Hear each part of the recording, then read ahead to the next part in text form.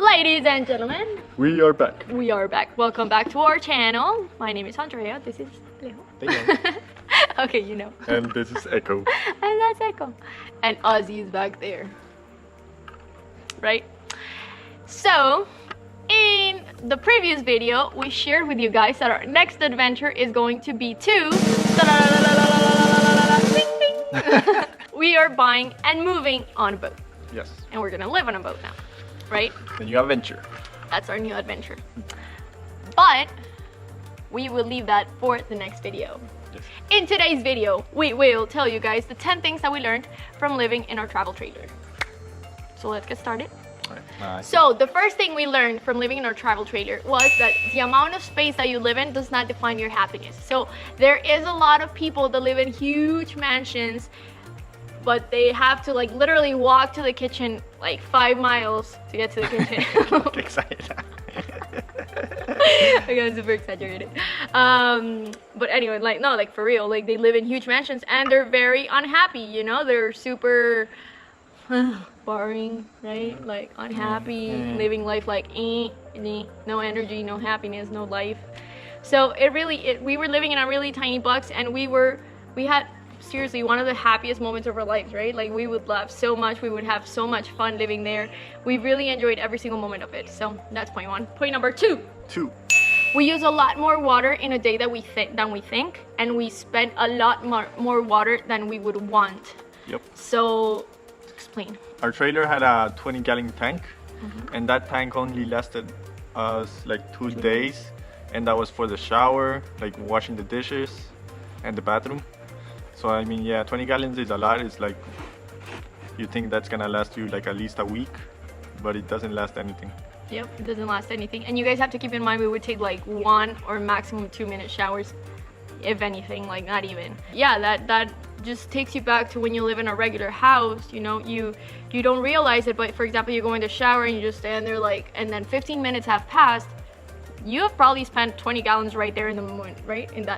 In those 10 minutes, you already spent like 20 gallons, and you don't think it. You don't think like 20 big gallons, that's a lot of water, and you did. So it helps us, that's something that we learned, so we're now more conscious about using water. And point number 3. Go. Unconventional lifestyles are a lot more common than we think. So Yep. I mean, there's a lot of people doing van life or living on a truck or even on a car. I mean, we met a lot of people.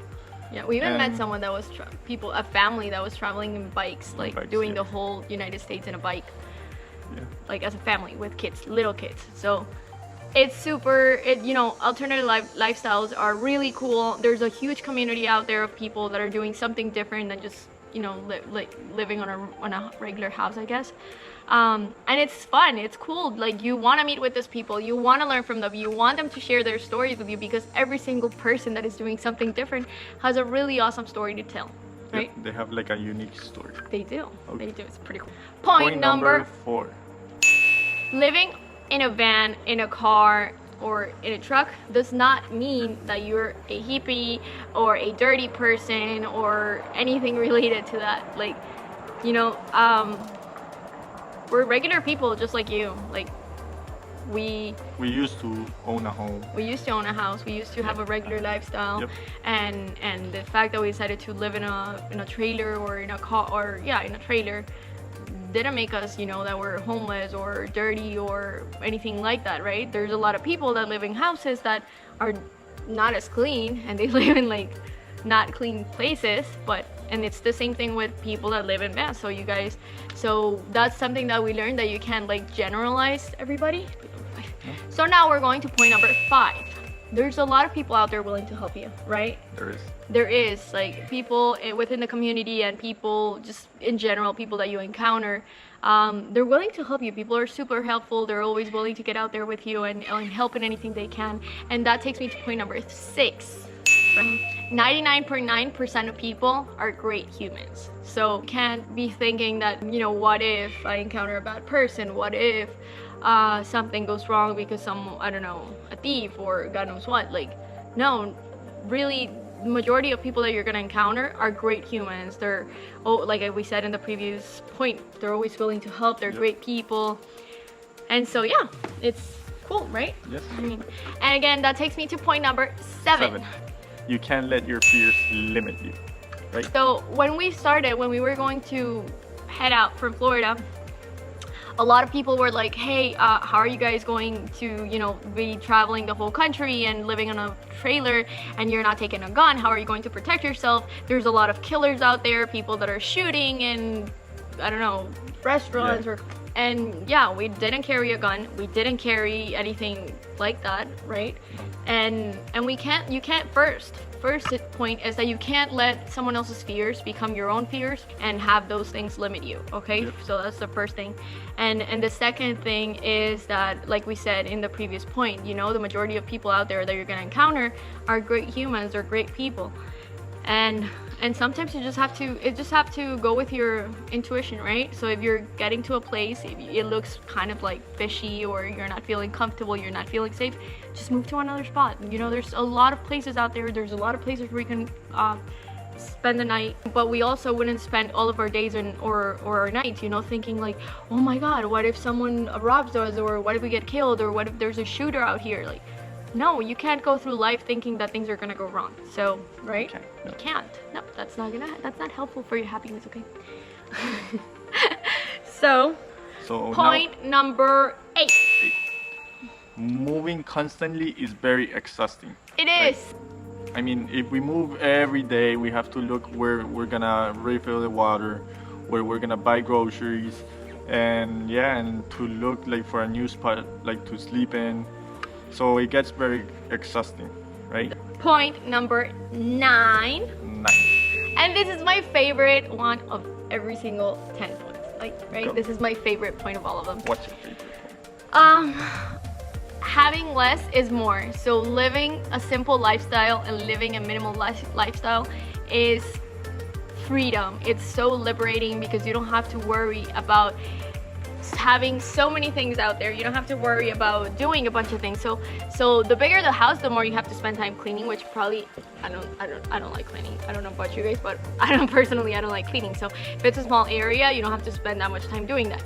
If I have a small closet, I only fit a certain amount of clothes there. I know every single day I only have to choose from those clothes that I have there. I don't have to look at a huge closet and figure out what I'm gonna wear. So that is something that for me, it was just freedom. Like, I would spend my time actually doing what I enjoy doing, what makes me happy, what is really my passion.